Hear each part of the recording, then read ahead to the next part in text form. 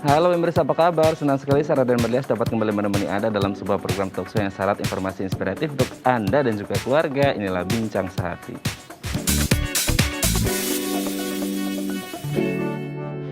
Ya, pemirsa, flu atau influenza ini adalah penyakit yang sering kali terjadi ya. Nah, ini disebabkan oleh virus seperti itu. Apalagi untuk negara-negara beriklim sedang hingga tropis, apalagi masuk musim hujan.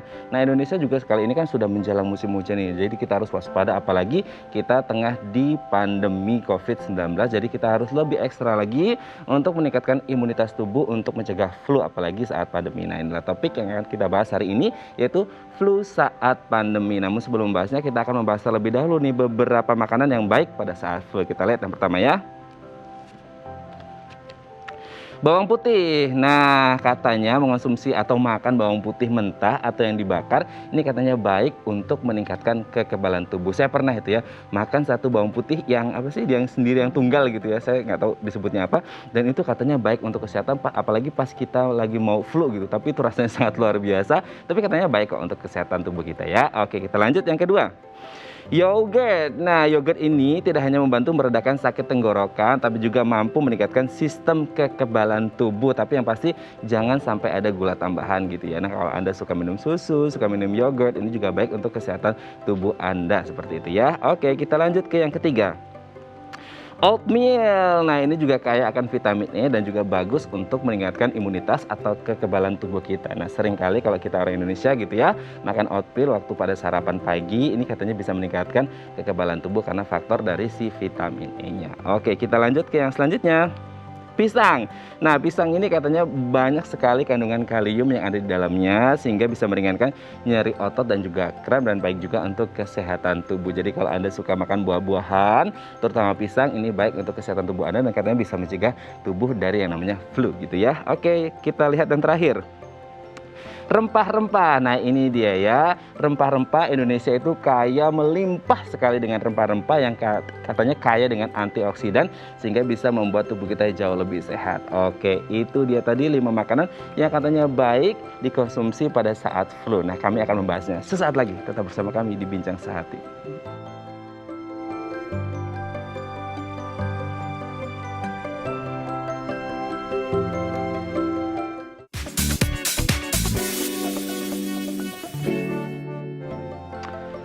Baik, Anda masih bersama kami di Bincang Sehati. Tadi di segmen sebelumnya kita sudah membahas beberapa makanan yang baik pada saat flu. Nah, untuk mengklarifikasinya secara langsung, telah tersambung bersama kami di sambungan Zoom dengan Dr. Rozana Nur Fitri Yulia MGizi SPGK, spesialis gizi klinik dari Rumah Sakit Ibu dan Anak Tambak. Assalamualaikum, selamat pagi Dr. Rozana, apa kabar?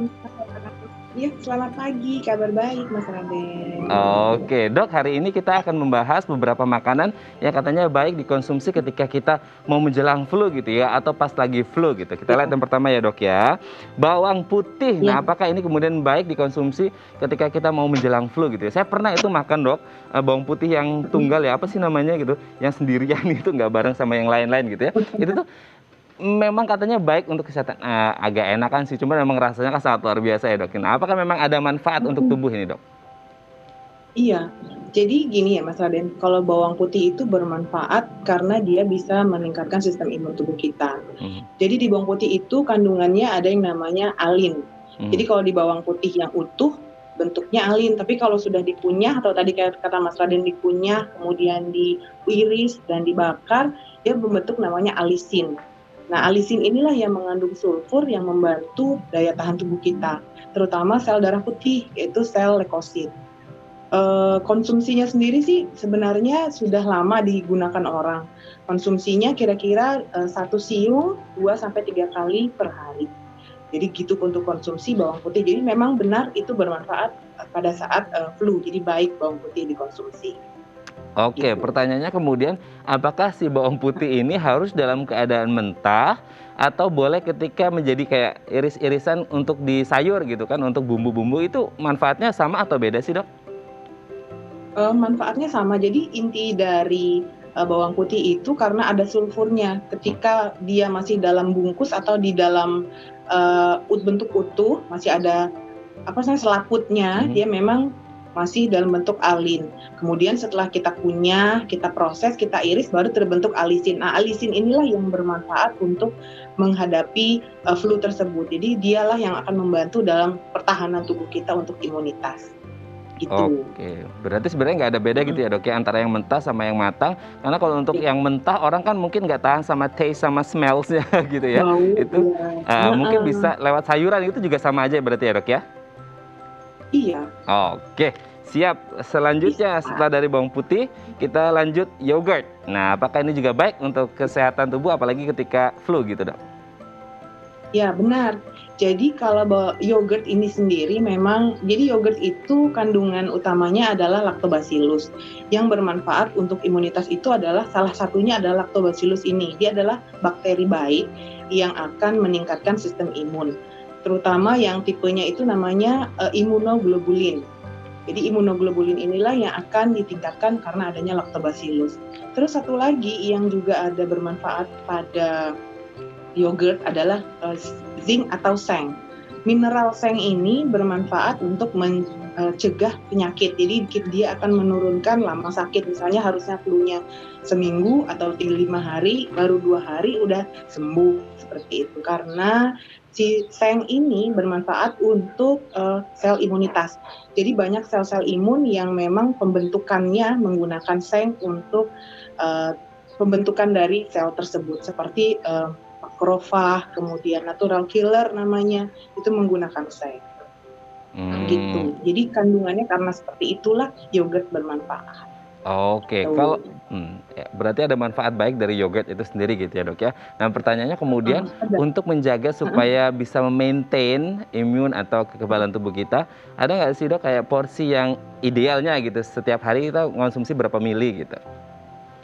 Jadi ada penelitiannya bahwa pada subjek sehat yang mengkonsumsi yogurt, ternyata konsumsi 120 mili atau sekitar setengah gelas itu bisa bermanfaat untuk memberikan, jadi baik untuk lactobacillusnya maupun kandungan sengnya untuk kekebalan tubuh kita. Jadi sekitar 120 mili. Kalau penelitiannya sendiri sih dikonsumsi selama 4 bulan, baru ternyata dia dapat meningkatkan banyak komponen-komponen, terutama yang namanya interferon gamma. Jadi itu adalah komponen untuk kekebalan tubuh kita. Oke, siap. Gitu. Oke, berarti memang punya manfaat baik gitu ya yogurt ya, asalkan takarannya pas gitu dan jangan pas lagi sakit terus kemudian minum yogurt, tapi harus maintainnya continue gitu ya dok ya. Oke, kita lanjut ke yang ketiga, oatmeal juga katanya baik ya dok ya? Ya, jadi oatmeal itu sendiri adalah kandungan utamanya adalah serat. Jadi oatmeal adalah kandungannya adalah beta-glukan. Jadi beta-glukan adalah karbohidrat yang berguna untuk perbaikan sistem imun, kemudian dia dapat mengaktifkan sistem imun untuk sistem kekebalan kita sendiri, dan ada sel tertentu yang memang untuk pertumbuhannya membutuhkan, contohnya adalah sel namanya sel di imun kita, makrofag dan natural killer.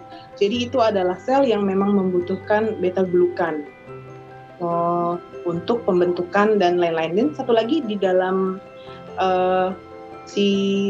oatmeal itu juga mengandung zinc yang sama fungsinya seperti tadi saya katakan, dia merupakan suatu antivirus yang cukup potensial karena memang zinc digunakan untuk pembentukan sel imunitas, begitu. Oke, kalau oatmeal sendiri dok, apakah kemudian waktu yang ideal ini ada di waktu-waktu tertentu atau anytime kita mau makan oatmeal ini oke? Karena sebenarnya kan kita lihat sekarang ini banyak sekali orang yang makan oatmeal itu untuk sarapan seperti itu. Nah, apakah memang ini lebih baik dikonsumsi pada saat sarapan atau karena dikonsumsi karena ini simple, praktis, atau sebenarnya bisa dikonsumsi kapanpun gitu?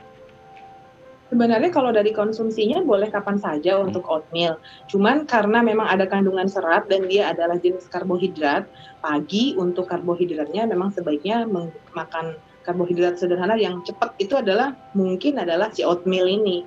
Sebenarnya untuk waktu kapan saja sih boleh, tidak ada bedanya.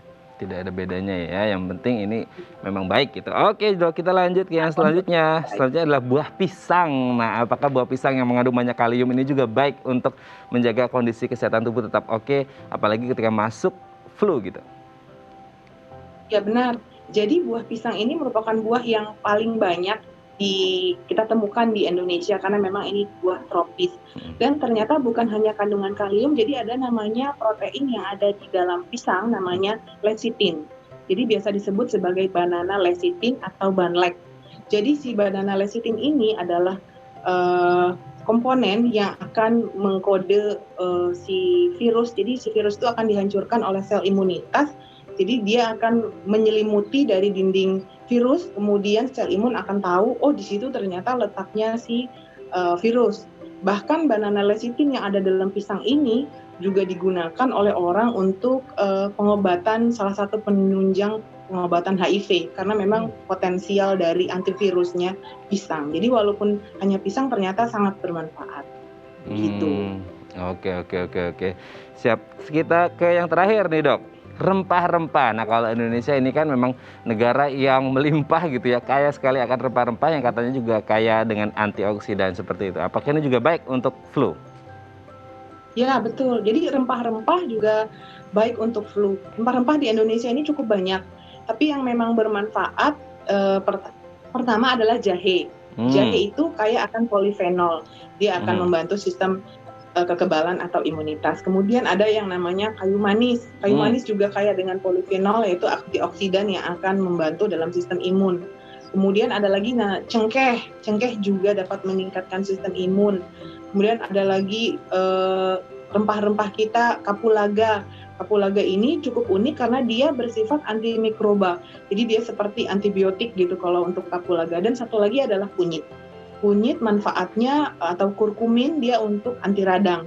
Memang betul-betul banyak rempah-rempah di Indonesia yang bisa digunakan untuk meningkatkan daya tahan tubuh terutama pada saat flu. Begitu Mas. Oh, oke. Dok, ini kan kalau kita berbicara tentang flu seperti itu, Indonesia ini kan sudah mau masuk akhir tahun. Penghujung tahun itu biasanya kan identik dengan musim hujan, di mana mungkin kita agak pancoroba gitu ya, dan akhirnya banyak yang terkena flu gitu. Nah, apalagi sekarang lagi masa pandemi nih, Dok. Nah, seperti itu. Apakah kemudian kalau mengonsumsi makanan tadi kan memang oke, bagus gitu. Tapi ketika kita ngomongin vitamin, sebenarnya kita masih butuh vitamin juga nggak sih untuk membackup? Kalau untuk vitamin, sebenarnya untuk konsumsi saat misalnya kita konsumsi untuk buah, misalnya vitamin C saja contohnya.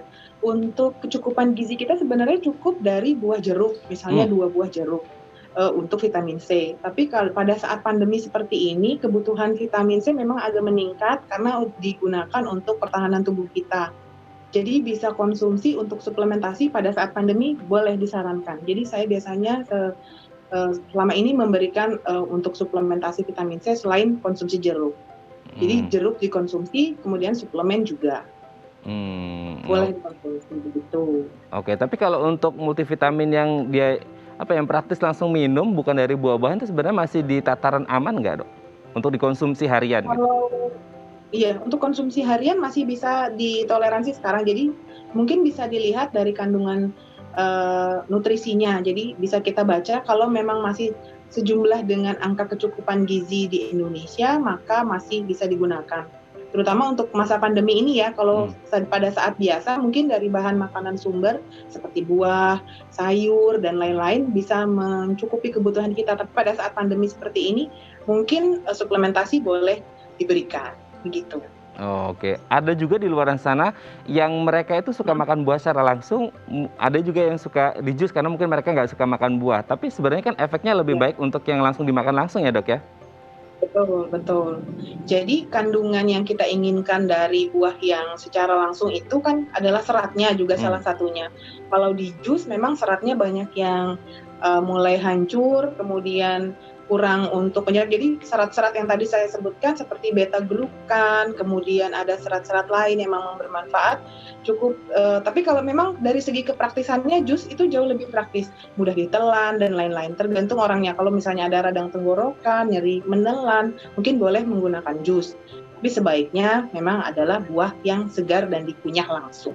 Gitu. Mungkin untuk yang jus ini untuk oma opa gitu ya, udah gak ada giginya lagi. Oh, susah oke. mengunyah karena ada gangguan begitu. Oke, baik, terima kasih Dokter Rozana sudah berbagi bersama kami pagi hari ini di Bincang Sehati. Semoga kita sehat terus, apalagi di masa pandemi ini Amin. dan juga jelang musim Ya. hujan gitu ya. Baik, terima kasih Dokter Rozana. Selamat pagi, Assalamualaikum, sehat-sehat terus. Baik, pemirsa, selanjutnya kita akan membahas tema kita hari ini, flu saat pandemi. Bagi Anda yang memiliki pertanyaan, Anda bisa menghubungi kami di nomor 021 290 32644 atau DM Instagram kami di @bincangsahatidayatv. Kami akan segera kembali.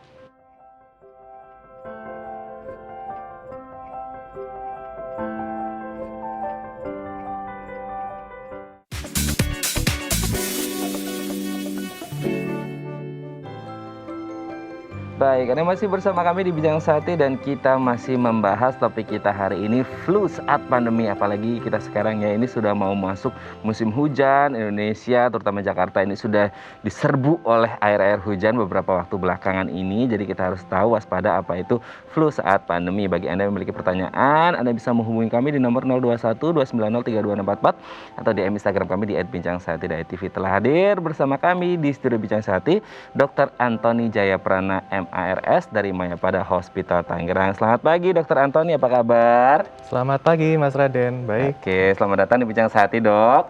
Ya Dok, ini kan hari ini kita akan membahas flu saat pandemi Dok.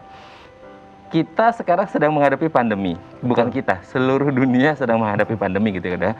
Nah, khususnya di Indonesia sebagai negara tropis, ini kita jelang akhir tahun yang sering kita temui adalah musim hujan. Nah, biasanya yang ditakutkan ketika jelang musim hujan adalah pergantian atau pancaroba gitu ya Dok ya. Dan akhirnya apa? Banyak orang yang kena flu nih Dok. Nah, sebenarnya flu itu sendiri apa dan penyebabnya apa sih Dok? Baik, jadi flu ya atau influenza itu adalah penyakit menular yang disebabkan oleh virus influenza. Jadi nanti akan menginfeksi hidung, tenggorokan, bahkan bisa sampai ke paru-paru ya. Oh, oke. Jadi gejalanya ada yang gejala ringan, tapi bisa sampai ada yang gejala berat, bahkan sampai ke kematian juga. Dari flu bisa menyebabkan kematian Dok? Betul. Oke, itu kenapa akhirnya bisa tingkat mortality-nya jadi tinggi sekali hingga akhirnya bisa kematian Dok? Jadi ini ada beberapa faktor juga ya. Faktor genetik paling berperan sih, terutama mereka yang Kaukasian ya, atau yang tinggal di Eropa gitu. Jadi mereka memang lebih rentan terhadap flu, makanya diwajibkan untuk vaksinasi flu rutin di sana. Sementara di kita sudah ada vaksinasi influenza juga, tetapi memang belum menjadi vaksinasi wajib. Karena memang kita ras Asia, jadi Mongoloid ini lebih relatif kebal juga sih terhadap virus influenza ini. Oke. Apakah kebal itu sendiri tercipta karena akhirnya terbentuk antibodi yang sudah terbiasa atau sebenarnya orang Eropa yang belum terbiasa sehingga antibodinya belum terbentuk secara alami gitu Dok? Mungkin karena pengaruh dari faktor geografis juga ya. Karena virus influenza ini dia relatif aktif berkembang biaknya itu dia butuh suhu yang rendah dan udara yang kering gitu. Sementara kita kan tinggal di negara tropis ya, di mana suhunya relatif tinggi gitu kan, 30 derajat Celcius. Kemudian kelembapannya juga relatif tinggi. Jadi ini memang mungkin salah satu faktor yang mendukung juga, di mana kita relatif lebih aman sih sebetulnya. Lebih aman ya, oke. Tapi kalau berbicara flu-nya itu sendiri, flu itu cuma ada satu, yaitu aja, atau mereka atau si flu ini punya jenis atau tipe-tipe yang berbeda sih Dok? Ada. Jadi ada 4 jenis virus influenza ya Mas Raden. Yang paling sering menjangkiti orang itu adalah virus influenza tipe A. Tipe A. Jadi ini kurang lebih 75% itu adalah virus influenza tipe A ini. Dia bisa menjangkiti orang dan bahkan hewan. Jadi yang paling terkenal yang dulu pernah ada flu burung, flu babi itu termasuk yang virus influenza tipe A ini. Lalu ada virus influenza tipe B, di mana ini juga hampir sama parahnya dengan yang A, tapi hanya bisa mengenai orang ini, kalau yang B. Ada lagi yang tipe C, relatif lebih aman, tidak menimbulkan penyakit yang parah seperti yang A dan B. Sementara untuk yang tipe D biasanya hanya mengenai hewan ternak saja sih. Dia tidak dari animal to human, nggak ada ya? Enggak, itu yang tipe A itu. Itu yang tipe A ya, oke. Nah kalau yang sering terjadi itu berarti untuk ke manusia itu yang tipe A Dok? Betul, yang tipe A dan tipe B ya. Tipe A dan tipe B. Tapi tingkat prevalensinya lebih tinggi yang A gitu ya? Betul. Oke. Nah, ini mungkin sebagai orang umum, saya sebagai orang awam juga orang umum gitu ya dok ya.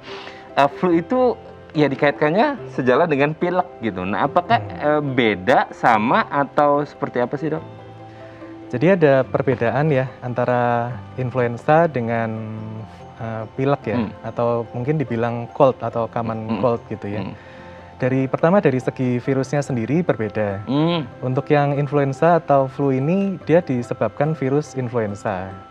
Sementara untuk yang pilek atau yang cold tadi itu disebabkan oleh rhinovirus.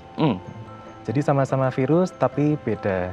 Nah, untuk penyakitnya sendiri, yang untuk influenza ini biasanya dia kenanya mendadak ya. Jadi tiba-tiba, kemudian sebagian besar ini ada panas, nanti bisa ada pilek juga, jadi pilek, batuk, sakit tenggorokan biasa ada, ditambah sakit kepala biasanya dengan badan pegal-pegal. Itu untuk yang influenza. Sementara untuk yang pilek atau common cold ini biasanya lebih ke pileknya saja sih. Jadi lebih ke hidung berair, kemudian bersin-bersin gitu. Dan ini biasanya juga gradual.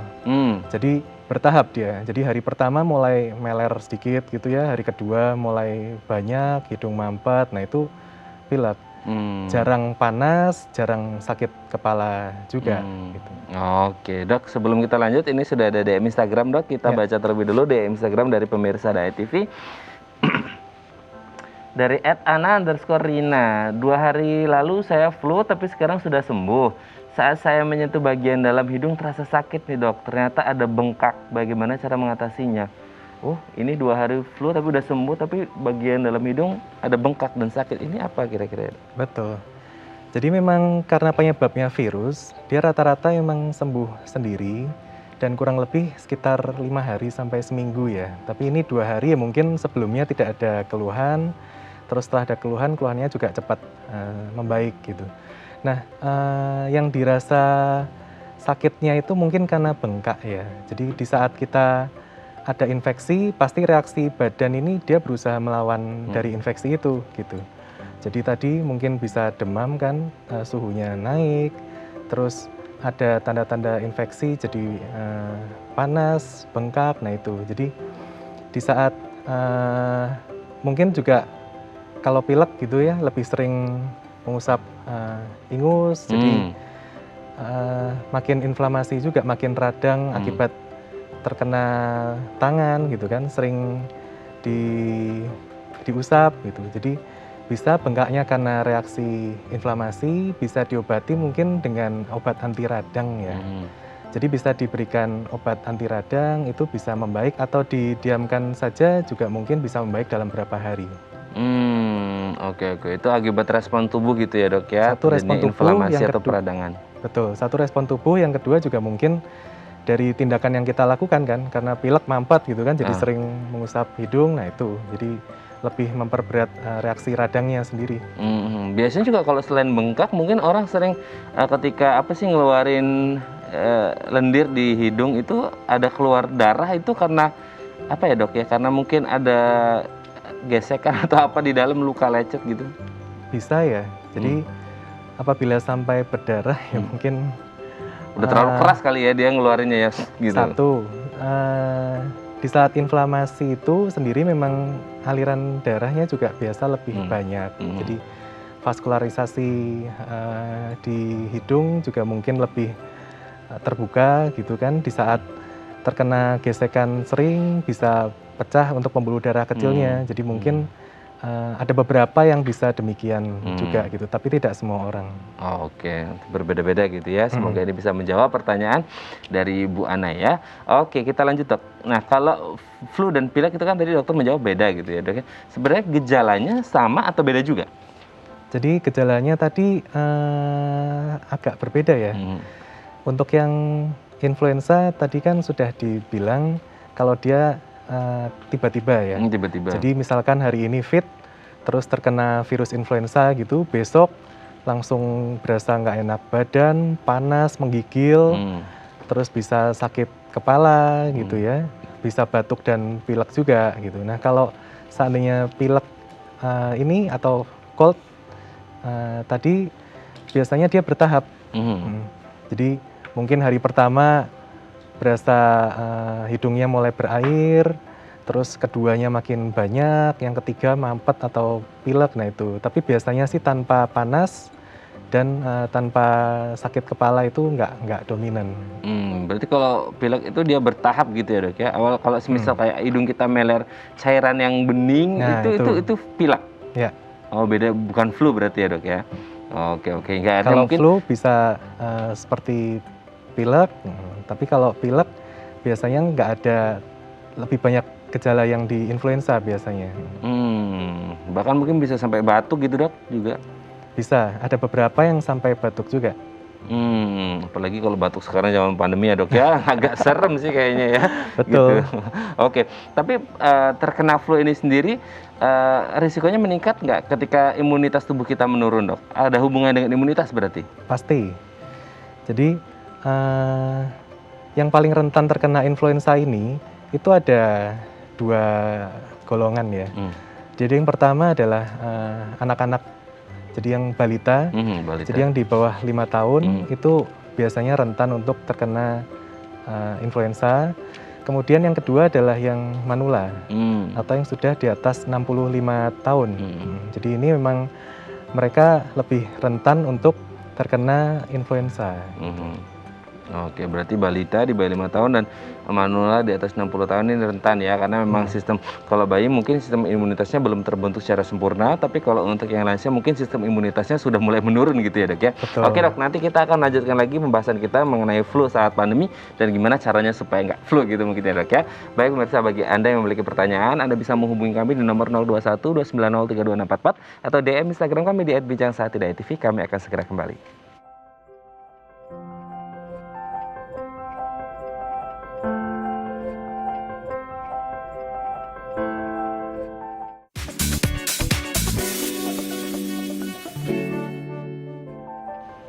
Baik, Anda masih bersama kami di Bincang Saati dan kita masih membahas topik kita hari ini, flu saat pandemi. Bagi Anda yang memiliki pertanyaan, Anda bisa menghubungi kami di nomor 021 290 32644 atau DM Instagram kami di @bincangsaati.tv. Masih bersama dengan Dr. Antoni Jayaprana MARS dari Mayapada Hospital Tangerang.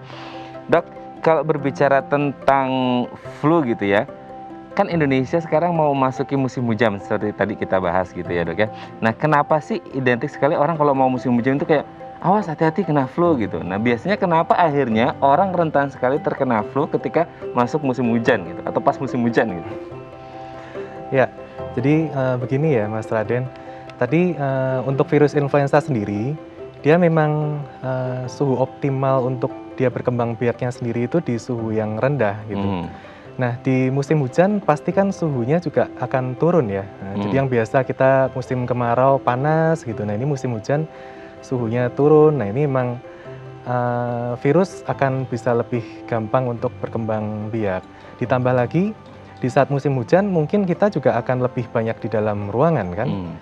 Nah, di dalam ruangan yang sama kemudian juga berkumpul dengan banyak orang. Udara yang dihirup sama-sama juga apabila ada satu yang mungkin terkena influenza juga akan menyebar lebih cepat dibandingkan saat di musim panas kita bisa aktivitas di luar rumah gitu. Jadi itu bisa menjelaskan kenapa untuk di musim hujan biasanya lebih banyak yang terkena flu. Itu menjadi faktor risiko kenapa di musim hujan ini kita rentan terkena flu gitu ya dok ya. Oke, sebelum kita lanjut kita sudah ada penelpon dok. Pemirsa kita akan sapa terlebih dahulu. Halo, selamat pagi. Dengan siapa di mana? Jakarta. Halo, selamat pagi. Dengan siapa Ibu? Dina di Jakarta. Ibu Dina di Jakarta. Silakan Bu Dina.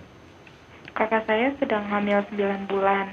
Minggu yang lalu itu kena flu karena tertular dari adik sepupu yang masih kecil gitu. Sekarang flu-nya udah sembuh sih, tapi tenggorokannya masih sakit dan suaranya kadang suka serak. Itu kenapa ya dok? Terus kira-kira apa hal ini bisa membuat hasil tes rapidnya positif saat melahirkan nanti? Sudah jelas dok? Atau ada yang ditanyakan? Untuk yang terakhir tadi gimana ya? Rapid testnya positif. Oke. Apakah dengan kondisi ini ketika nanti mau dirapid atau di swab ketika pas proses melahirkan ini bisa reaktif gitu mungkin? Oke. Sudah Ya. jelas ya dok ya? Hmm. Oke baik, terima kasih Bu Dina di Jakarta. Kita coba jawab, silakan dok. Ya. Jadi memang untuk ibu hamil sendiri itu juga rentan ya terkena berbagai macam penyakit gitu karena emang kondisi imunnya juga turun. Jadi apabila terkena influenza wajar ya. Jadi tadi terkena influenza sekarang sudah sembuh.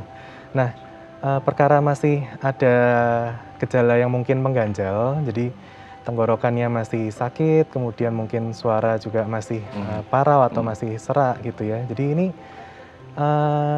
kadang dia penyembuhannya ini juga bertahap, nggak semua langsung sembuh seperti sedia kala juga nggak. Jadi ada penelitian itu dia menyatakan bahwa gejala sisa akibat virus influenza ini bahkan bisa bertahan sampai 3 bulan ya. Jadi cukup lama itu terutama misalkan untuk yang badan pegal-pegal, kemudian suara serak itu bisa terjadi juga walaupun ini persentasenya sedikit, jadi nggak banyak.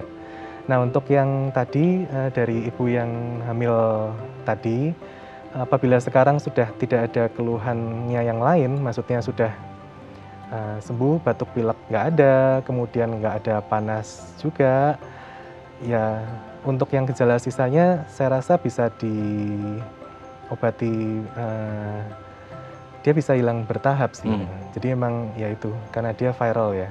Nah untuk kekhawatiran mengenai rapid test antibody, ini COVID ya berarti ya, untuk rapid test antibody SARS-CoV-2, apakah bisa reaktif? Jadi perlu diketahui kalau COVID ini termasuk virus juga. Dia virus yang jenisnya coronavirus. Jadi kalau tadi virus influenza, nah ini ada coronavirus, sama-sama virus. Nah untuk panel rapid test antibody sendiri itu mendeteksi antibody untuk yang coronavirus. Jadi tergantung dari virus influenza apa yang mengenai dari ibu yang hamil. Seandainya masuk di golongan coronavirus, kemungkinan besar rapid testnya pun akan reaktif. Nah ini harus dibuktikan dengan swab test ya. Kalau seandainya swab testnya dia negatif berarti ya aman. Kalau ternyata swab testnya positif ya berarti COVID. Itu sih. Cuma untuk yang kekhawatiran rapid testnya reaktif, mungkin karena flu ini juga termasuk golongan virus kan. Jadi nggak tahu jenis virus apa yang mengenai ibu hamil tersebut. Diagnosis pastinya tetap untuk mengeksklusikan ya, karena kita di saat setting pandemi pasti harus demikian, harus diberlakukan seakan-akan takut yang COVID ini gitu. Jadi ya baiknya tetap screening, seandainya reaktif pun jangan langsung patah arang atau patah semangat karena belum tentu gitu. Karena itu memang dia panelnya ada satu golongannya gitu. Jadi nggak bisa hanya deteksi khusus COVID, nggak. Yang bisa deteksi khusus COVID ini hanya swab test.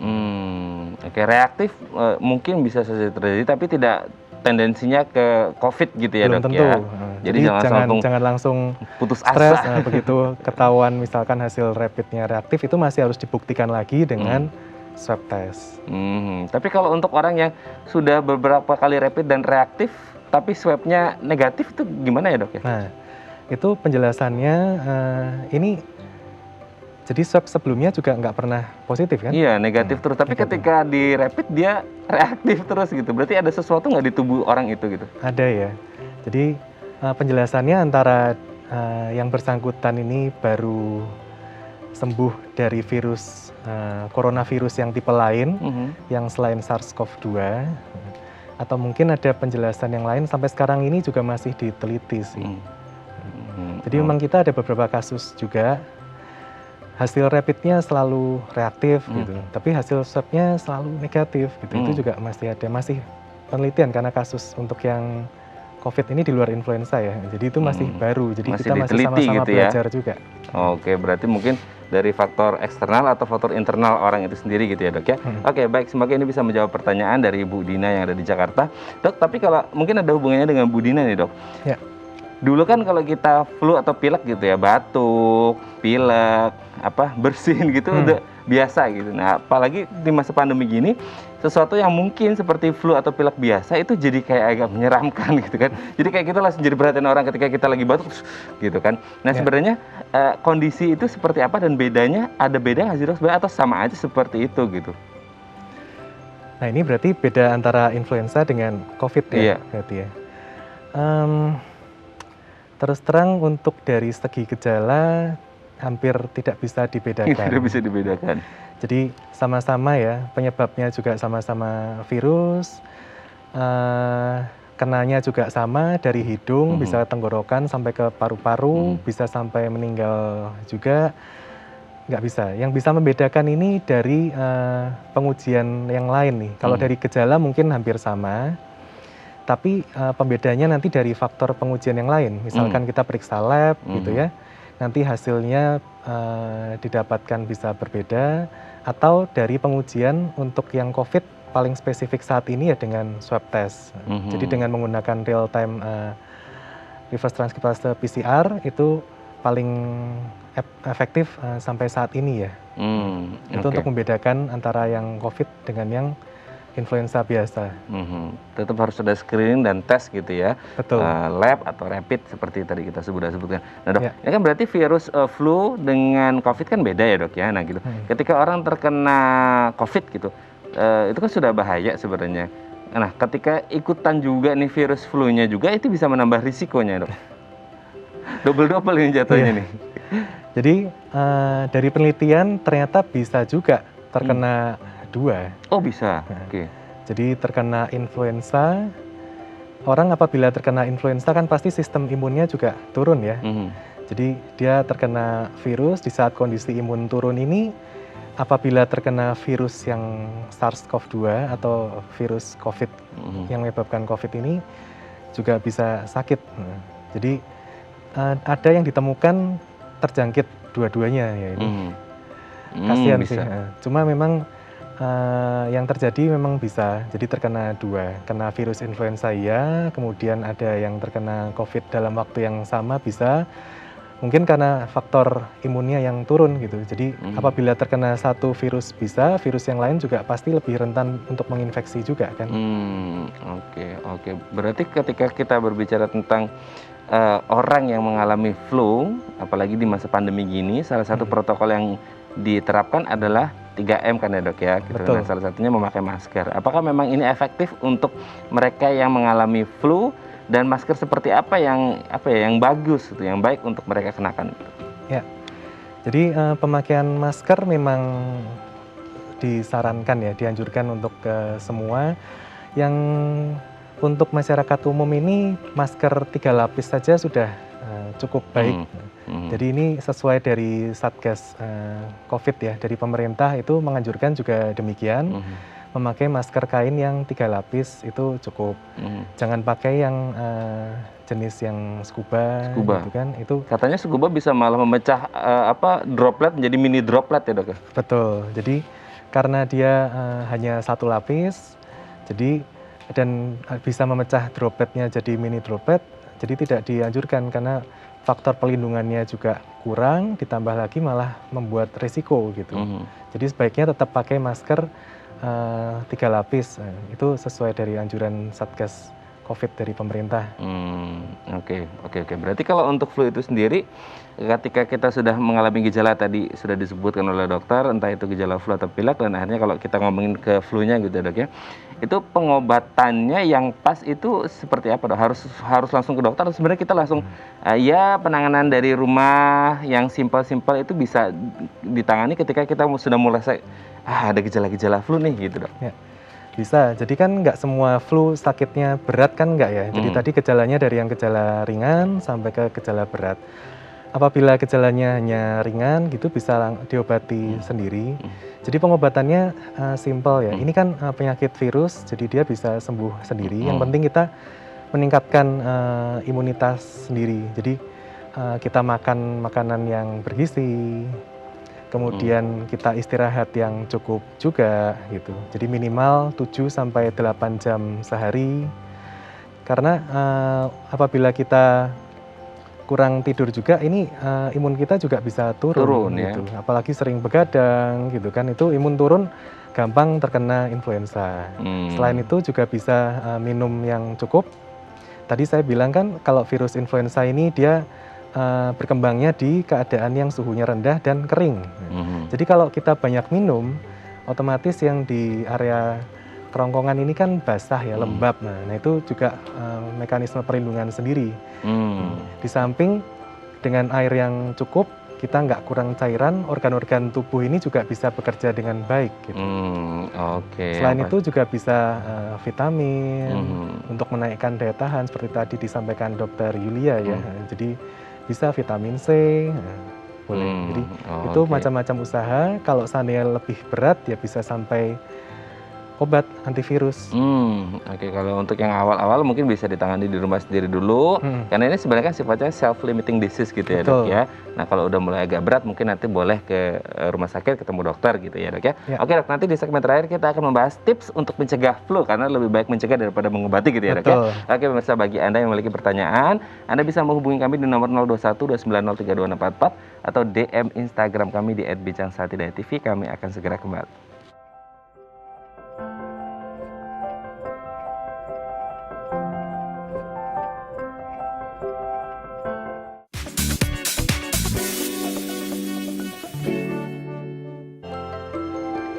Baik, Anda masih bersama kami di Bincang Sehati dan kita masih membahas topik kita hari ini, flu saat pandemi, bersama dengan Dr. Antoni Jayaprana MARS dari Mayapada Hospital Tangerang. Dok, di segmen terakhir ini kita akan membahas beberapa tips untuk mencegah flu ya Dok ya. Kita lihat yang pertama Dok. Cuci tangan pakai sabun. Nah ini menjadi salah satu protokol kesehatan 3M, mencuci tangan, memakai masker, menjaga jarak. Mencuci tangan ini sangat penting sekali, dan kalau yang nggak punya hand sanitizer, apalagi kalau kemarin lagi mahal, sekarang udah murah lagi gitu Dok ya. Ternyata mencuci tangan pakai sabun juga sudah efektif ya Dok ya? Setuju. Jadi memang cuci tangan ini penting ya. Apalagi tadi penularan virus influenza ini selain dari droplet, itu bisa dari permukaan yang terkontaminasi. Jadi misalkan ada yang bersin di meja atau di kursi gitu ya, kemudian mengering, kita pegang mata, hidung, mulut, nah itu bisa terkena influenza. Makanya kenapa penting untuk cuci tangan ini. Cuci tangan tadi setuju tidak perlu mahal, jadi pakai sabun dengan air mengalir saja cukup. Cuci tangan yang bagus itu 60 detik ya. Jadi 60 detik bila pakai sabun. Ada langkah-langkahnya itu ada 6 langkah. Jadi kalau di kita ada bahasa simpelnya nih. Tepung, selaci, puput. Apa bro?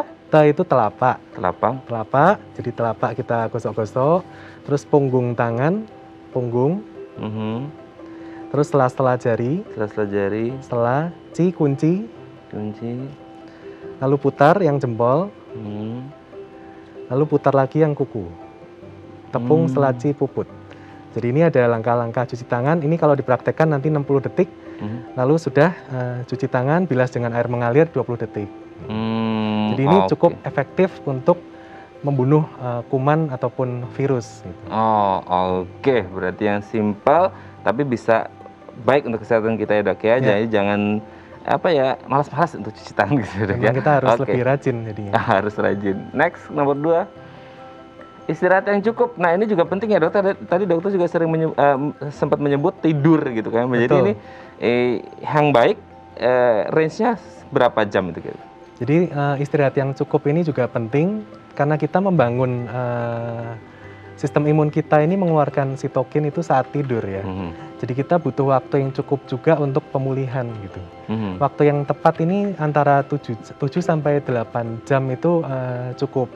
Apabila kurang dari itu, faktor risiko untuk terkena influenza juga jadi meningkat.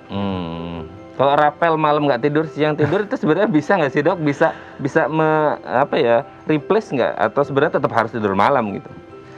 Ini kan kendala kita, mungkin ada yang tugas malam gitu ya. Sebetulnya tidak masalah, mungkin bisa dikondisikan seakan-akan malam juga. Mungkin korden bisa ditutup, gitu. Lampu dimatiin. Karena kita emang terbiasa kan ada irama sirkandian ya. Gitu. Jadi irama diurnal itu yang harus rutin dijaga. Kalau emang seperti itu nggak apa, tetap bisa juga. Yang penting situasinya dikondisikan supaya kita tetap teratur untuk tidur. Gitu aja sih. Oke Dok, selanjutnya Jangan menyentuh wajah. Nah ini tadi efek dari mungkin cuci tangan juga, karena wajah menjadi salah satu media untuk pintu gerbang masuk virusnya gitu Dok ya? Betul. Jadi media pintu masuk kuman ini ada di mata, ada di hidung, ada di mulut gitu ya. Kalau seandainya kita pegang mata, hidung, dan mulut tanpa cuci tangan dulu gitu ya, setelah mungkin memegang benda yang ada kontaminasi dengan virus atau kuman, itu pasti akan berisiko kita terkena penyakit gitu, apapun itu. Terutama penyakit-penyakit yang memang penyebarannya dia kontak ya, salah satunya ya virus influenza ini. Oke, berarti memang harus jangan sentuh-sentuh aja kalau belum bersih gitu tangannya. Next, makanan bergizi ini juga penting ya Dok ya? Cocok. Jadi seperti yang sudah dijelaskan tadi di segmen pertama dan kedua oleh Dr. Yulia juga, jadi ini memang harus dikonsumsi kita ya. Kita membangun kekebalan, membangun sistem imun itu juga dari dalam. Gitu. Jadi dengan makanan yang bergizi, kita imunnya juga cukup, niscaya bisa melindungi dari virus ataupun bakteri. Oke, makanan bergizi ya Dok ya. Oke, kita lihat yang terakhir. Vaksinasi influenza, ternyata ada namanya vaksinasi influenza untuk mencegah kita terpapar influenza juga ya Dok ya? Ya, jadi vaksinasi influenza ini penting ya, terlebih di saat pandemi COVID-19 ini. Kenapa? Karena ada penelitian yang bilang dengan vaksinasi influenza ini itu bisa mencegah perburukan penyakit COVID seandainya nanti terkena ya. Jadi itu ada penelitiannya, sehingga disarankan vaksin influenza ini sebaiknya diambil setahun sekali. Setahun sekali. Bisa sejak di atas 6 bulan. Jadi anak kecil pun bisa. Jadi setelah di atas umur 6 bulan itu sudah bisa diberikan vaksinasi influenza.